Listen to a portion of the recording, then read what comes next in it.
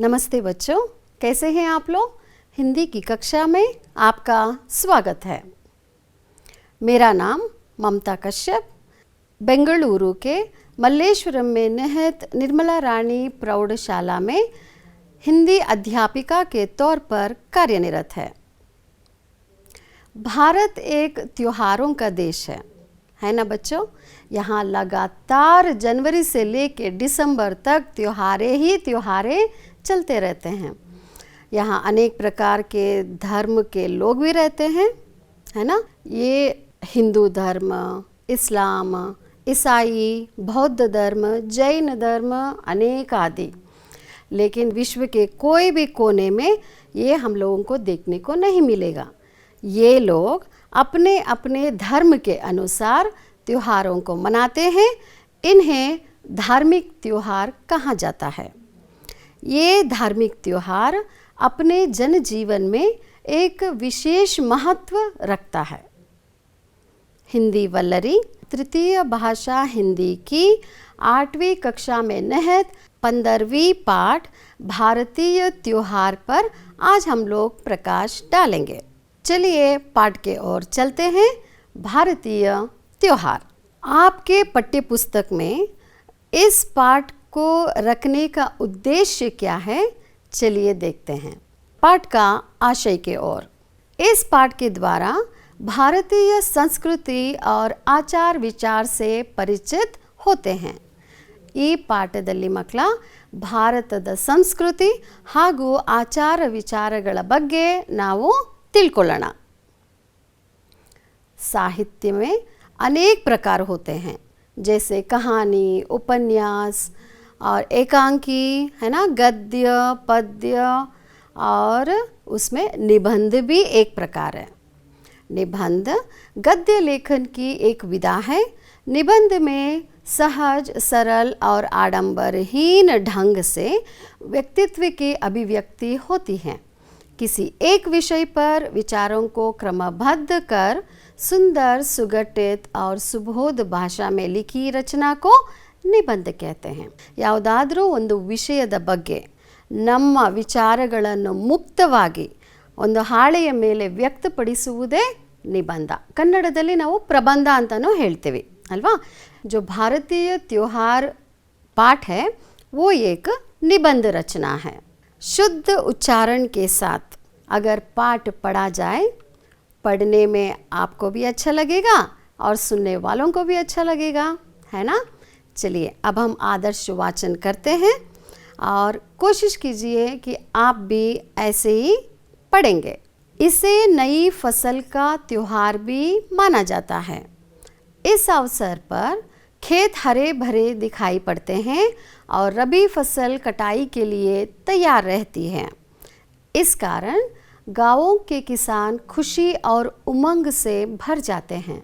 इसीलिए इस पर्व को उत्सव के रूप में भी मनाते हैं। इस त्योहार के दिन सब मिलकर ओजपूर्ण भांगड़ा और गिद्दा नृत्य करते हैं। जैसे हम पढ़े वैसे ही आप भी पढ़ने की कोशिश करेंगे। इस पाठ में कई कठिन शब्द आए हैं बच्चों। उन शब्दों के अर्थ जानना भी ज़रूरी है। पहला है त्योहार। त्योहार शब्द का अर्थ है पर्व। पर्व अंद्रे हब्ब। उमंग उल्लास अंद्रे उत्साह। धरोहर, धरोहर का अर्थ है संपत्ति ಅಂದರೆ ಸಂಪತ್ತು, ನಾವು ಆಸ್ತಿ ಅಂತಲೂ ಹೇಳ್ತೇವೆ। ಅವಲೋಕನ್ देखना ಅಂದರೆ ನೋಡುವುದು। प्रतीक्षा का अर्थ है इंतज़ार ಅಂದರೆ कायुವುದು। चलिए बच्चों पाठ शुरू करते हैं। समस्त विश्व में भारतीय एक ऐसा देश है जहाँ पर्व एवं त्योहार का सिलसिला वर्ष भर चलता रहता है अल्वा मಕ್ಕಳ। ಇಡೀ ವಿಶ್ವದಲ್ಲಿ ಭಾರತದಲ್ಲಿ ಮಾತ್ರ ಇಡೀ ವರ್ಷ ನಾವು ಹಬ್ಬಗಳನ್ನು ಆಚರಿಸ್ತೇವೆ। भारतीय जनजीवन में इन धार्मिक उत्सवों और त्योहारों का महत्व है। ನಾವು ಯಾವುದೇ ಹಬ್ಬವನ್ನು ಆಚರಿಸಿದ್ರೂ ಅದರ ಹಿಂದೆ ಒಂದು ಉದ್ದೇಶ ಇದ್ದೇ ಇರುತ್ತೆ, ಯಾಕೆ ನಾವು ಆ ಹಬ್ಬಗಳನ್ನು ಆಚರಿಸ್ತೇವೆ ಅಂತ। यहाँ पर कई त्योहारों का नाम दिया गया है। चलिए आपको भी पता है, देखते हैं। मकर संक्रांति, बैसाखी, दशहरा, दिवाली, युगादि, ओणम, विशु, क्रिसमस, रमज़ान इत्यादि ऐसे ही त्योहार हैं। सबसे पहला त्योहार देखते हैं मकर संक्रांति के बारे में। मकर संक्रांति प्रति वर्ष जनवरी महीने में पूरे भारत, ವಿಶೇಷತಃ ದಕ್ಷಿಣ ಭಾರತ में ಮನಾया जाता है। ನಮಗೆಲ್ಲ ಗೊತ್ತು ಅಲ್ಲ ಮಕ್ಕಳ, ಮಕರ ಸಂಕ್ರಾಂತಿ ಅಂದರೆ ಏನು ಹಬ್ಬ ಅಂತ? ಇದು ಮುಖ್ಯವಾಗಿ ರೈತರ ಹಬ್ಬ। ಇದು ಯಾವಾಗಲೂ ಜನವರಿ ತಿಂಗಳಲ್ಲಿ ಬರುತ್ತೆ। ಪೂರಾ ಭಾರತದಲ್ಲಿ ಈ ಹಬ್ಬವನ್ನು ಆಚರಿಸ್ತಾರೆ, ಉತ್ತರ ಭಾರತದಲ್ಲಿಯೋ ದಕ್ಷಿಣ ಭಾರತದಲ್ಲಿಯೋ। ಆದರೆ ದಕ್ಷಿಣ ಭಾರತದಲ್ಲಿ ಇದನ್ನು ವಿಶೇಷವಾಗಿ ಆಚರಿಸ್ತಾರೆ। ಉತ್ತರ ಭಾರತದಲ್ಲಿ ಹೊಸ ಅಕ್ಕಿ, ಬೆಲ್ಲ, ಬೇಳೆ ಅದನ್ನೆಲ್ಲ ತಂದು ಅಡಿಗೆ ಮಾಡ್ತಾರೆ, ಅದಕ್ಕೆ ಖಿಚಡಿ ಅಂತ ಹೇಳ್ತಾರೆ। ದಕ್ಷಿಣ ಭಾರತದಲ್ಲೂ ನಾವು ಅದನ್ನೇ ಮಾಡ್ತೀವಿ, ಆದರೆ ಅದನ್ನು ಪೊಂಗಲ್ ಅಂತ ಹೇಳ್ತೀವಿ। संक्रांति को फसल की कटाई का त्योहार भी कहा जाता है और इस त्योहार को घर घर में सुख संपत्ति के संकेत के रूप में मनाया जाता है। ಸಂಕ್ರಾಂತಿಯನ್ನು ಕಟಾವಿನ ಹಬ್ಬ ಅಂತ ಹೇಳ್ತಾರೆ। ಇಲ್ಲಿ ನೋಡಿ ಮಕ್ಕಳ, ರೈತರು ತಾವು ಬೆಳೆದ ಬೆಳೆಗಳನ್ನು, ಇನ್ನೇನು ಬೆಳೆದು ನಿಂತಿವೆ ಬೆಳೆಗಳು, ನೋಡಿದ್ರೇ ಎಷ್ಟು ಖುಷಿ ಆಗುತ್ತೆ। ಈ ಬೆಳೆಗಳನ್ನು ಇವಾಗ ಕಟಾವು ಮಾಡಬೇಕು। ಇವಾಗ ಅಕ್ಟೋಬರ್ ತಿಂಗಳಲ್ಲಿ ಇವರು ಪೈರುಗಳನ್ನ ಹಾಕ್ತಾರೆ। ಅಕ್ಟೋಬರ್, ನವಂಬರ್, ಡಿಸೆಂಬರ್, ಜನವರಿ 4 ತಿಂಗಳಲ್ಲಿ ಬೆಳೆ ಬೆಳೆದು ತಯಾರಿರುತ್ತೆ। ಇವಾಗ ಅದನ್ನು ಕಟಾವು ಮಾಡ್ತಾರೆ। ಈಗ ಮಕ್ಕಳ ಟ್ರ್ಯಾಕ್ಟರ್ ಅಂತೆ, ಮಷೀನ್ಸ್ ಅಂತೆ ಅದನ್ನೆಲ್ಲ ನಾವು ಯೂಸ್ ಮಾಡ್ತೀವಿ ಮತ್ತು ಹೊಲದಲ್ಲಿ ನಾವು ಬೆಳೆಗಳನ್ನ ಬೆಳಿತೀವಿ। ಹಿಂದಿನ ಕಾಲದಲ್ಲಿ ಏನಿತ್ತು? ಎತ್ತುಗಳನ್ನು ಜೋಡಿಸಿ ಹೊಲಗಳನ್ನು ಉಳುತ್ತಾ ಇದ್ರು। ಈ ಹಬ್ಬ ರೈತರಿಗೆ ಎಷ್ಟು ಮಹತ್ವವಾದದೋ ಜಾನುವಾರುಗಳಿಗೂ ಅಷ್ಟೇ ಮಹತ್ವವಾದದ್ದು। ನಾವು ನೋಡ್ತೀವಿ, ಹಸುಗಳ ಕೊಂಬುಗಳಿಗೆ ಪೇಂಟ್ ಮಾಡ್ತಾರೆ, ಆಮೇಲೆ ಅದರಲ್ಲಿ ಕುಚ್ಚೆಲ್ಲ ಹಾಕ್ತಾರೆ, ಅಲಂಕಾರ ಮಾಡಿ ಬೆಂಕಿನ ಹಚ್ಚಿ ನೋಡಿ ಈ ಥರ ಜಂಪ್ ಮಾಡಿಸ್ತಾರೆ। ಸೊ ಈ ರೀತಿ ಮನೆಗಳಲ್ಲಿ ಸುಖ ಹಾಗೂ ಸಂಪತ್ತಿನ ಸಂಕೇತವಾಗಿ ಈ ಹಬ್ಬವನ್ನು ಆಚರಿಸ್ತಾರೆ। युगों से ऐसे माना जा रहा है कि इसी दिन से उत्तरायण पुण्यकाल प्रारंभ होता है और इस दिन सूर्य मकर राशि में प्रवेश करता है। ಯುಗ ಯುಗಗಳಿಂದ ಈ ನಂಬಿಕೆ ಇದೆ ಮಕ್ಕಳ। ಈ ದಿನ ಉತ್ತರಾಯಣ ಪುಣ್ಯಕಾಲ ಶುರುವಾಗುತ್ತದೆ ಮತ್ತು ಈ ದಿನದಿಂದ ಸೂರ್ಯ ತನ್ನ ದಿಕ್ಕನ್ನು ಬದಲಾಯಿಸ್ತಾನೆ, ಮಕರ ರಾಶಿನಲ್ಲಿ ಪ್ರವೇಶ ಮಾಡ್ತಾನೆ। यह विश्वास है कि उत्तरायण में देह त्याग करने वाले व्यक्ति जन्म मरण के चक्र से मुक्त हो जाता है। ಜನರಲ್ಲಿ ವಿಶ್ವಾಸವಿದೆ, ಉತ್ತರಾಯಣ ಪುಣ್ಯಕಾಲದಲ್ಲಿ ಯಾವ ವ್ಯಕ್ತಿ ತನ್ನ ದೇಹವನ್ನು ತ್ಯಜಿಸುತ್ತಾನೋ, ಮರಣವನ್ನು ಹೊಂದುತ್ತಾನೋ ಅವನು ಜನ್ಮ ಮರಣದ ಚಕ್ರದಲ್ಲಿ ಸಿಲುಕಾಕೊಳ್ಳೋದಿಲ್ಲ। ಯಾರು ಉತ್ತರಾಯಣ ಪುಣ್ಯಕಾಲದ ಅಂದರೆ ಮರಣವನ್ನು ಹೊಂದುತ್ತಾರೋ ಅವರು ಸೀದಾ ಸ್ವರ್ಗಕ್ಕೆ ಹೋಗ್ತಾರೆ ಅಂತ। ಇದೇ ಥರ ಇನ್ನೊಂದು ಹಬ್ಬ ಇದೆ ಮಕ್ಕಳ, ವೈಕುಂಠ ಏಕಾದಶಿ ಅಂತ ನಾವು ನೋಡಿದ್ದೀವಿ। ವೈಕುಂಠ ಏಕಾದಶಿ ದಿನಾನೂ ಯಾರಾದರೂ ಮೃತ್ಯುವನ್ನು ಹೊಂದಿದರೆ ಅವರು ಸೀದಾ ವೈಕುಂಠಕ್ಕೆ ಹೋಗ್ತಾರೆ ಅಂತ ನಮ್ಮಲ್ಲಿ ನಂಬಿಕೆ ಇದೆ। महाभारत के भीष्म पितामह कुरुक्षेत्र के युद्ध में घायल होने पर भी इसी दिन की प्रतीक्षा करते रहे और सूर्य के मकर राशि में प्रवेश करते ही उन्होंने अंतिम सांस ली। यहाँ देखिए, ಭೀಷ್ಮ ಪಿತಾಮಹ, ಮಹಾಭಾರತದ ಕತೆ ಎಲ್ಲರಿಗೂ ಗೊತ್ತಿದೆ ಮಕ್ಕಳ। ಕೌರವರು ಮತ್ತು ಪಾಂಡವರು ಅವರಲ್ಲಿ ಹಸ್ತಿನಾಪುರ ರಾಜ್ಯಕ್ಕೋಸ್ಕರ ಕುರುಕ್ಷೇತ್ರದಲ್ಲಿ ಯುದ್ಧ ಆಗುತ್ತೆ। ಆ ಯುದ್ಧದಲ್ಲಿ ಭೀಷ್ಮ ಪಿತಾಮಹ ಕೌರವರಿಗೆ ಪಾಂಡವರಿಗೆ ಇಬ್ಬರಿಗೂ ತಾತ, ಆದರೆ ಅವರು ಕೌರವರ ಕಡೆಯಿಂದ ಯುದ್ಧನ ಮಾಡ್ತಾರೆ। ಅರ್ಜುನ ಏನು ಮಾಡ್ತಾನೆ, ಬಾಣಗಳನ್ನು ಹೊಡೆದು ಶರಶಯ್ಯೆ ಅಂತಾರೆ ಮಕ್ಕಳ, ಬಾಣಗಳ ಹಾಸಿಗೆ ಮೇಲೆ ಅವ್ರನ್ನ ಮಲಗಿಸ್ಬಿಡ್ತಾನೆ। ಅವರು ಅತೀ ಪರಾಕ್ರಮಿ, ಅವ್ರನ್ನ ಯಾರೂ ಸೋಲ್ಸೋಕ್ಕಾಗೋದಿಲ್ಲ। ಆದ್ರೂ ಅರ್ಜುನ ಬಾಣಗಳಿಂದ ಶರಶಯ್ಯೆಯಲ್ಲಿ ಅವರನ್ನು ಮಲಗಿಸ್ತಾನೆ। 58 ದಿನಗಳ ಕಾಲ ಮಕ್ಕಳ ಭೀಷ್ಮ ಪಿತಾಮಹ ಇದೇ ಬಾಣಗಳ ಹಾಸಿಗೆಯ ಮೇಲೆ ಮಲಗಿದ್ರು। ಅವರು ಕಾಯ್ತಾ ಇದ್ದಿದ್ದು ಒಂದೇ ಒಂದು ಕಾಲಕ್ಕೋಸ್ಕರ, ಅದೇ ಉತ್ತರಾಯಣ ಪುಣ್ಯಕಾಲ। ಯಾವಾಗ ಸೂರ್ಯ ಮಕರ ರಾಶಿನಲ್ಲಿ ಪ್ರವೇಶ ಮಾಡಿದ್ನೋ ಆಗ ಅವರು ತಮ್ಮ ಪ್ರಾಣವನ್ನು ತ್ಯಜಿಸಿದರು. ಈ ರೀತಿ ಮಕರ ಸಂಕ್ರಾಂತಿ ಮುಖ್ಯವಾಗಿ ರೈತರ ಹಬ್ಬ ಮಕ್ಕಳ. ಇವಾಗ ಮುಂದಿನ ಹಬ್ಬಕ್ಕೆ ಹೋಗೋಣ, बैसाखी. बैसाखी त्योहार पंजाब में मनाया जाता है. पंजाबी इसे नया साल का प्रारंभ मानते हैं. ನೋಡಿ ಮಕ್ಕಳ, ಇದು ಪಂಜಾಬ್. ಓಕೆ, ಇಲ್ಲಿ ಪಂಜಾಬಿಗಳು ಬೈಸಾಖಿ ಹಬ್ಬವನ್ನು ಆಚರಿಸ್ತಾರೆ. ಪಂಜಾಬಿಗಳಿಗೆ ಈ ಹಬ್ಬ ನವ ವರ್ಷದ ಹಬ್ಬ ಅಂತ ಆಚರಣೆನ ಮಾಡ್ತಾರೆ. ಅವ್ರಿಗೆ ಈ ಹಬ್ಬ ಹೊಸ ವರ್ಷ. इसे नई फसल का त्योहार भी माना जाता है. इस अवसर पर खेत हरे भरे दिखाई पड़ते हैं और रबी फसल कटाई के लिए तैयार रहती है. ಈ ಹಬ್ಬ ಬರೋದು ಏಪ್ರಿಲ್ ತಿಂಗಳಲ್ಲಿ. ಇವ್ರು ಏನು ಮಾಡ್ತಾರೆ, ಜನವರಿ ತಿಂಗಳಲ್ಲಿ ಪೇರುಗಳನ್ನು ಹಾಕ್ತಾರೆ ಹೊಲದಲ್ಲಿ. ಅದು ಏಪ್ರಿಲ್ ತಿಂಗಳಷ್ಟರಲ್ಲಿ ಬೆಳೆ ಬೆಳೆದು ನಿಂತಿರುತ್ತೆ. ಆ ಬೆಳೆಗಳ ಕಟಾವು ಮಾಡಿ ಉತ್ಸವದ ರೂಪದಲ್ಲಿ ಆಚರಿಸುವುದೇ बैसाखी ಹಬ್ಬ. इस कारण गाँवों के किसान खुशी और उमंग से भर जाते हैं. इसलिए इस पर्व को उत्सव के रूप में मनाते हैं. ಎಲ್ಲಿಂದ ಎಲ್ಲಿ ನೋಡಿದರೂ ಹೊಲ ಗದ್ದೆಗಳಲ್ಲಿ ಬರೀ ಹಸಿರೇ ಹಸಿರು ತುಂಬಿಕೊಂಡಿರುತ್ತೆ. ಅದನ್ನು ನೋಡಿ ರೈತರಿಗೆ ಎಷ್ಟು ಖುಷಿಯಾಗುತ್ತೆ ಅಂದರೆ, ಅವರು ಖುಷಿಯಿಂದ ಮತ್ತು ಉತ್ಸಾಹದಿಂದ ಅವರ ವಾದ್ಯಗಳನ್ನ ತಗೊಂಡು ಸೀದಾ ಹೊಲಗಳಿಗೆ ಹೋಗ್ತಾರೆ ಮತ್ತು ಅಲ್ಲೇ ನೃತ್ಯವನ್ನು ಶುರು ಹಚ್ಕೊಂಡು ಬಿಡ್ತಾರೆ. इस त्योहार के दिन सब मिलकर ओजपूर्ण भांगड़ा और गिद्दा नृत्य करते हैं. भांगड़ा नृत्य विश्व में ही प्रसिद्ध है ना बच्चों. जो पुरुष नृत्य करता है उस नृत्य के शैली को भांगड़ा बोलते हैं और स्त्री का नृत्य का जो शैली होता है उस शैली को गिद्दा बोलते हैं. इस दिन सभी लोग परंपरागत वस्त्र पहनते हैं. ताजे गेहूं के आटे की रोटी, देसी घी और गुड़ खाते हैं. उत्सव अग्नि जलाकर उसके चारों ओर नाचते हैं. ಆ ದಿನ ಅವರು ಹೊಸದಾಗಿ ಬೆಳೆದ ಗೋಧಿ ಹಿಟ್ಟಿನ ರೊಟ್ಟಿಯನ್ನು ಮಾಡ್ತಾರೆ. ಮನೆಯಲ್ಲೇ ತಯಾರಿಸಿದ ತುಪ್ಪ ಹಾಗೂ ಬೆಲ್ಲವನ್ನು ಅವರು ವಿಶೇಷವಾಗಿ ಆ ದಿನ ತಮ್ಮ ಊಟದಲ್ಲಿ ಬಳಸ್ತಾರೆ. ಸಾಯಂಕಾಲ ಬೆಂಕಿ ಹಚ್ಚಿ ಅದರ ಸುತ್ತಲೂ ವಾದ್ಯಗಳನ್ನು ಬಾರಿಸುತ್ತಾ ಆ ಭಾಂಗಡ ನೃತ್ಯವನ್ನು ಮಾಡಿ ಸಂತೋಷದಿಂದ ಈ ಹಬ್ಬವನ್ನು ಆಚರಣೆ ಮಾಡ್ತಾರೆ. ಈಗ ಮುಂದಿನ ಹಬ್ಬಕ್ಕೆ ಹೋಗೋಣ ಮಕ್ಕಳ. विशु. केरल में नव वर्ष के आरंभ को विशु त्योहार के रूप में मनाया जाता है. चलिए अभी हम लोग देखे पंजाब में बैसाखी का त्यौहार मनाते हैं. अभी सीधा आ जाइए आप दक्षिण भारत केरल में. केरल में विशु का त्यौहार मनाते हैं और यहाँ पे इस त्यौहार को नव वर्ष के रूप में मनाया जाता है.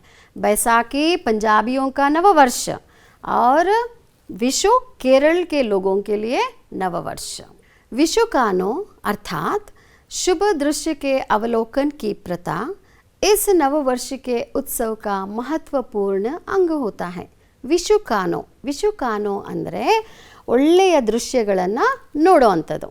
ಈ ಒಳ್ಳೆಯ ದೃಶ್ಯಗಳು ಏನು ಅಂತ ನೋಡೋಣ ಬನ್ನಿ. ಅಕ್ಷತ್, ನಯ ವಸ್ತ್ರ, ತಾಂಬೂಲ್ ಪತ್ರ, सुपारी, दर्पण, फूल, सिक्का आदि समृद्ध के सूचक पदार्थों को कांसे के बर्तन में रखा जाता है जिसे कनी कहते हैं. ನೋಡಿ ಮಕ್ಕಳ, ಈ ಪಿಕ್ಚರಲ್ಲಿ ಇದು ತಾಮ್ರದ ತಟ್ಟೆ. ತಾಮ್ರದ ತಟ್ಟೆಯಲ್ಲಿ ಅಕ್ಷತೆ, ಹೊಸ ಬಟ್ಟೆ, ಎಲೆ, ಅಡಿಕೆ ಮತ್ತು ತೆಂಗಿನಕಾಯಿ, ಕನ್ನಡಿ, ಹಣ್ಣು ಮತ್ತು ಹಣ, ಕೆಲವರು ಆಭರಣಗಳನ್ನೂ ಇಡ್ತಾರೆ. ಇದೆಲ್ಲವನ್ನು ಪಾತ್ರೆಯಲ್ಲಿ ಜೋಡಿಸ್ತಾರೆ. ಅದಕ್ಕೆ ಕನಿ ಅಂತ ಹೇಳ್ತಾರೆ. परिवार की सबसे बड़ी सदस्य कनी की व्यवस्था विशु की पूर्व रात ही करती है और केरल के लोगों का विश्वास है कि विशु के दिन जो सबसे पहले इसे देखता है उसके लिए नव वर्ष मंगलकारी हो जाता है. ये सारे पदार्थों को थाली में सजा के भगवान के सामने रख देते हैं. ये व्यवस्था कौन करता है? ಯಾರು ಮಾಡ್ತಾರೆ ಇದನ್ನು? ಆ ಪರಿವಾರದ ಅಂದರೆ ಹಿರಿಯ ಸದಸ್ಯೆ ಅಜ್ಜಿ ಇರ್ಬೋದು, ಅಮ್ಮ ಇರ್ಬೋದು, ದೊಡ್ಡಮ್ಮ ಇರ್ಬೋದು, ಅವರು ಆ ಪಾತ್ರೆಯಲ್ಲಿ ಎಲ್ಲ ಜೋಡಿಸ್ಬಿಟ್ಟು ದೇವ್ರ ಮುಂದೆ ಇಟ್ಬಿಟ್ಟು ಬಂದು ಅವರು ಮಲಗಿಬಿಡ್ತಾರೆ. ಬೆಳಿಗ್ಗೆ ಎದ್ದಿದ ತಕ್ಷಣ ಕಣ್ಣು ಮುಚ್ಕೊಂಡು ಬಂದು ಎಲ್ಲದಕ್ಕಿಂತ ಮೊದಲು ಅವರು ಆ ತಟ್ಟೆನಲ್ಲಿ ಜೋಡಿಸಿರುವ ಪದಾರ್ಥಗಳನ್ನು ನೋಡ್ತಾರೆ. ಚಿಕ್ಕ ಮಕ್ಕಳು ಎದ್ದಿದ ತಕ್ಷಣ ಕಣ್ಣು ಬಿಟ್ಬಿಡ್ತಾರೆ. ಅದಕ್ಕೆ ನೋಡಿ ಈ ಪಿಕ್ಚರಲ್ಲಿ ನೋಡಿ ಅಮ್ಮ ಏನು ಮಾಡ್ತಾಯಿದ್ರೆ ಚಿಕ್ಕ ಮಕ್ಕಳಿಗೆಲ್ಲ ಕಣ್ಣು ಹಿಂಗೆ ಮುಚ್ಚಿಬಿಟ್ಟು ಕರ್ಕೊಂಡು ಬರ್ತಾರೆ. ಆಮೇಲೆ ಆ ದೃಶ್ಯವನ್ನು ತೋರಿಸ್ತಾರೆ. ಅವರಲ್ಲಿ ವಿಶ್ವಾಸ ಏನು ಅಂದರೆ ಬೆಳಿಗ್ಗೆ ಎದ್ದಿದ ತಕ್ಷಣ ಆ ಜೋಡಿಸಿರುವ ತಟ್ಟೆಯನ್ನು ನೋಡಿದ್ರೆ ಅದು ಇಡೀ ವರ್ಷ ಅವ್ರಿಗೆ ಒಳ್ಳೆಯದಾಗುತ್ತೆ ಅನ್ನೋ ವಿಶ್ವಾಸ ಅವರದ್ದು. चलिए अब चलते हैं क्रिसमस की ओर। पूरे दुनिया में ईसाई समुदाय द्वारा क्रिसमस त्यौहार बड़ी धूमधाम से मनाया जाता है। देखिए यीशु क्रिस्ता, इनको हम लोग जीसस भी बोलते हैं। इनका जन्मदिन होता है 25 दिसंबर। उस दिन दुनिया के सारे ईसाई समुदाय लोग क्रिसमस के द्वारा उनका जन्मदिन मनाते हैं। हर साल 25 दिसंबर को इस त्यौहार पर गिरिजाघर जाकर ईसाई समुदाय प्रार्थना में भाग लेते हैं। ईसाई ಸಮುದಾಯದ ಜನ ಆ ದಿನ ಗಿರಿಜಾಘರ್ ಅಂದರೆ ಮಕ್ಕಳ ಚರ್ಚ್ಗೆ ಹೋಗ್ತಾರೆ ಮತ್ತು ಸಾಮೂಹಿಕ ಪ್ರಾರ್ಥನೆಯಲ್ಲಿ ಭಾಗವಹಿಸ್ತಾರೆ. इस अवसर पर गाए जाने वाले गीतों को ಕ್ರಿಸ್ಮಸ್ ಕ್ಯಾರಲ್ಸ್ भी कहते हैं. ಆ ಸಂದರ್ಭದಲ್ಲಿ ಹಾಡುವಂತಹ ಹಾಡುಗಳನ್ನು ಕ್ರಿಸ್ಮಸ್ ಕ್ಯಾರಲ್ಸ್ ಅಂತ ಕರೀತಾರೆ. बर्फीली सर्दियों में भी हरे भरे रहने वाले क्रिसमस पेड़ को इस अवसर पर सजाया जाता है. ಇವಾಗ ಒಂದು ಮರ ಬೆಳಿಬೇಕು ಅಂದರೆ, ಸಮೃದ್ಧವಾಗಿ ಬೆಳಿಬೇಕು ಅಂದರೆ ಅದಕ್ಕೆ ಹವಾಮಾನ ಸರಿಯಾಗಿರಬೇಕು. ಜಾಸ್ತಿ ಬಿಸಿ, ಗಾಳಿ, ಚಳಿ ಆ ಥರ ಇದ್ದರೆ ಮರ ಬೆಳೆಯೋಕ್ಕಾಗೋದಿಲ್ಲ. ಆದರೆ ಇಸಾಯಿ ಸಮುದಾಯದ ಜನ ಯುರೋಪ್ ಕಂಟ್ರಿಗಳಲ್ಲಿ ಜಾಸ್ತಿ ವಾಸ ಮಾಡ್ತಾರೆ. ಅಲ್ಲಿ ಡಿಸೆಂಬರ್ ತಿಂಗಳಲ್ಲಿ ಮಂಜಿನ ಮಳೆ ಬೀಳುತ್ತೆ ಅಲ್ವಾ ಮಕ್ಕಳ? ಆ ಮಂಜಿನ ಮಳೆಯಲ್ಲೂ ಹಸುರಾಗಿ ನಿಂತಿರುವಂತಹ ಒಂದೇ ಒಂದು ಮರ ಅಂದರೆ ಈ ಕ್ರಿಸ್ಮಸ್ ಮರ. ಇದನ್ನು ಅವರು ಅಲಂಕಾರ ಮಾಡಿ ಅವರ ಮನೆಗಳಲ್ಲಿ ಇಟ್ಕೊಳ್ತಾರೆ. ಕ್ರಿಸ್ಮಸ್ ಹಬ್ಬಗಳಲ್ಲಿ ಮಾಡಿಕೊಳ್ಳುವಂತಹ ತಯಾರಿ. ಈ ಮರವನ್ನು ಯಾರು ಮೊಟ್ಟ ಮೊದಲು ಅಲಂಕರಿಸಿದ್ರು ಅಂತ ಇದ್ರ ಹಿಂದೆನೂ ಒಂದು ಕತೆ ಇದೆ ಮಕ್ಕಳ. ನೋಡಿ, एक बार महारानी विक्टोरिया के पति राजकुमार एल्बर्ट ने अपने महल विंडसर कैसल में कैंडीज, फल और छोटे तोहफों से एक बहुत बड़े क्रिसमस ट्री को सजाया था. तब से यह परंपरा चल पड़ी. ಇವಾಗ ಹೋಗೋಣ ಇಂಗ್ಲೆಂಡ್ಗೆ. ಓಕೆ, ಅಲ್ಲಿ ಮಹಾರಾಣಿ ವಿಕ್ಟೋರಿಯಾ ಇದ್ದಾರೆ, ಅವ್ರ ಪತಿನೂ ಇದ್ದಾರೆ ರಾಜ್ಕುಮಾರ್ ಎಲ್ಬರ್ಟ್. ಅವರು ವಾಸಿಸುವಂತಹ ಅರಮನೆನ ವಿಂಡ್ಸರ್ ಕ್ಯಾಸಲ್ ಅಂತ ಹೇಳ್ತಾರೆ. ಮೊಟ್ಟ ಮೊದಲು ವಿಕ್ಟೋರಿಯಾ ರಾಣಿಯವರ ಪತಿ ರಾಜ್ಕುಮಾರ್ ಎಲ್ಬರ್ಟ್ ಅವರು ಈ ಮರವನ್ನು ಇದೇ ಥರ ಕ್ರಿಸ್ಮಸ್ ಟ್ರೀಯನ್ನು ಅಲಂಕಾರ ಮಾಡಿ ನಿಲ್ಲಿಸಿದ್ರು. ಜನಗಳಿಗೆ ಇಷ್ಟ ಆಯಿತು. ಈ ಪರಂಪರೆ ಆವಾಗಿಂದ ಶುರುವಾಯಿತು. अब चलिए बच्चों, और एक त्यौहार की तरफ चलते हैं, वो है रमज़ान. चलिए बच्चों, अगले त्यौहार की तरफ चलते हैं, रमज़ान. रमज़ान मुसलमानों का पवित्र त्यौहार है. रमज़ान के महीने में मुसलमान 30 दिन का रोज़ा रखते हैं. रोज़ा का मतलब है उपवास का व्रत. ಮುಸಲ್ಮಾನ್ ಬಂಧುಗಳು ಮಕ್ಕಳ, ಈ ರಂಜಾನ್ ಅನ್ನೋ ತಿಂಗಳಲ್ಲಿ 30 ದಿನ ಉಪವಾಸನ ಮಾಡ್ತಾರೆ. ಆ ಉಪವಾಸ ಮಾಡುವುದಕ್ಕೆ ರೋಜಾ ಅಂತ ಹೇಳ್ತಾರೆ. मुसलमान मानते हैं कि सूर्योदय के पहले और सूर्यास्त के बाद ही खाना खाया जा सकता है और इस बीच खाने पीने की प्रक्रिया को बंद रखना चाहिए. देखिए बच्चों, सूर्योदय और ये सूर्यास्त, मुसलमान बंधु मानते हैं सूर्योदय के बाद खाना पीने का प्रक्रिया बंद रखना चाहिए.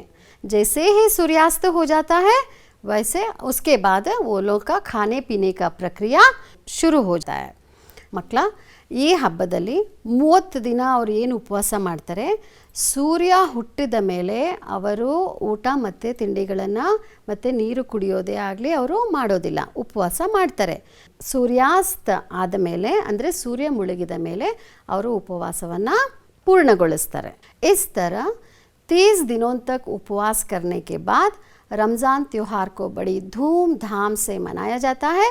सभी मुसलमान बंधु मस्जिद जाते हैं, नमाज पढ़ते हैं और मिठाई बांटकर परस्पर गले मिलते हैं। यहाँ देखिए 30 ದಿನದ ಉಪವಾಸದ ನಂತರ ಮುಸಲ್ಮಾನ್ ಬಂಧುಗಳು ಮಸ್ಜಿದ್ಗೆ ಹೋಗ್ತಾರೆ, ನಮಾಜ್ ಓದ್ತಾರೆ ಮತ್ತು ಮಿಠಾಯಿಗಳನ್ನ ಒಬ್ರಿಗೊಬ್ರು ಹಂಚಿಕೊಂಡು ಖುಷಿಯಿಂದ ಈ ಹಬ್ಬವನ್ನು ಆಚರಿಸ್ತಾರೆ। यह त्योहार भाईचारे की भावना और आपसी बंधुत्व का प्रतीक है ಅಲ್ವಾ। ಇದು ಎಷ್ಟೇ ಶ್ರೀಮಂತರಾಗಿರಲಿ ಎಷ್ಟೇ ಬಡವರಾಗಿರಲಿ ಎಲ್ಲರೂ ಮಸೀದಿಗೆ ಬರ್ತಾರೆ, ಎಲ್ಲರೂ ಒಬ್ರಿಗೊಬ್ಬರು ತಪ್ಕೊಳ್ತಾರೆ। ಇಲ್ಲಿ ಭಾಯಿಚಾರ ಅಂದರೆ ಎಲ್ಲರೂ ಒಬ್ಬರಿಗೊಬ್ಬರು ಸಹೋದರರು, ಭಾತೃತ್ವ ಭಾವನೆಯನ್ನು ಇಲ್ಲಿ ನಾವು ನೋಡ್ಬೋದು ಮಕ್ಕಳ। भारत में मनाए जाने वाले ये सभी त्योहार हर्ष और उल्लास, सुख और आनंद के पर्व हैं। इनको हम अपने देश की सांस्कृतिक धरोहर कह सकते हैं। ನಾವು ಇಷ್ಟೊಂದು ಹಬ್ಬಗಳನ್ನ ನೋಡಿದ್ವಿ, ಬೇರೆ ಬೇರೆ ಧರ್ಮಗಳಿಗೆ ಸೇರಿದ ಹಬ್ಬಗಳನ್ನ ನೋಡಿದ್ವಿ। ಹಬ್ಬಗಳು ಅಂದರೆ ಏನು? ಖುಷಿ, ಸಂತೋಷ, ಹರ್ಷ, ಆನಂದ। ಮನೆಯಲ್ಲಿ ಎಲ್ಲರೂ ಹೊಸ ಹೊಸ ಬಟ್ಟೆಗಳನ್ನ ಹಾಕ್ಕೊಳ್ತೀವಿ, ಒಳ್ಳೊಳ್ಳೆ ಅಡುಗೆಗಳನ್ನ ಮಾಡ್ತೀವಿ, ಊಟ ಮಾಡ್ತೀವಿ। ಇವಾಗ ನಮ್ಮ ಮನೇಲಿ ಒಬ್ಬಟ್ಟು ಮಾಡಿದ್ದೀವಿ ಅಂದರೆ ಬೇರೆಯವ್ರ ಮನೆಗೂ ಕೊಡ್ತೀವಿ, ಬೇರೆಯವ್ರ ಮನೆಯಲ್ಲಿ ಏನು ಮಾಡಿದ್ದಾರೆ ಅವರು ನಮಗೆ ಕಳಿಸ್ತಾರೆ। ಖುಷಿಯಾಗಿ ಎಲ್ಲರೂ ಈ ಹಬ್ಬಗಳನ್ನು ಆಚರಿಸ್ತೇವೆ। ये हमारे देश का सांस्कृतिक धरोहर है। ನಮ್ಮ ದೇಶದ ಸಂಸ್ಕೃತಿಯ ಆಸ್ತಿ, ಇದೇ ನಮ್ಮ ಆಸ್ತಿ। ये त्योहारें हमारे परिवारों को और समाज को बांध के रखता है। इन सभी त्योहारों से बच्चों हम लोग बहुत अच्छे अच्छे गुण सीखते हैं, है ना। सहकारिता, भातृत्व, भाईचारा, दूसरे गरीबों को सहायता देना, है ना। ये सभी अच्छे अच्छे गुण सीखते हैं। इसीलिए हम लोगों को त्योहारों को मनाना चाहिए और खुशी खुशी हमारे आने वाली पीढ़ी को भी इसको हस्तांतर करना चाहिए। अब बच्चों आप लोग तो जान गए होंगे बहुत सारे त्योहारों के बारे में, उनके हर एक त्यौहार में हम लोग कैसे कैसे मनाते हैं, है ना, वो सब आप लोग तो जान गए होंगे।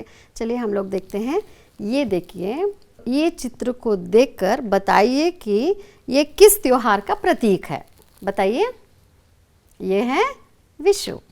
और ये देखिए, ये मस्जिद दिख रहा है, तो कौन सा त्योहार है? रमज़ान है। और ये पेड़ को सजा के रखा हुआ है तो क्रिसमस है। और यहाँ पे नृत्य के द्वारा अपने खुशियों को बांट रहे हैं, वो है बैसाखी। चलिए अब चलते हैं। मूल्यांकन करना भी तो ज़रूरी है ना। निम्नलिखित प्रश्नों के उत्तर एक वाक्य में आपको देना है।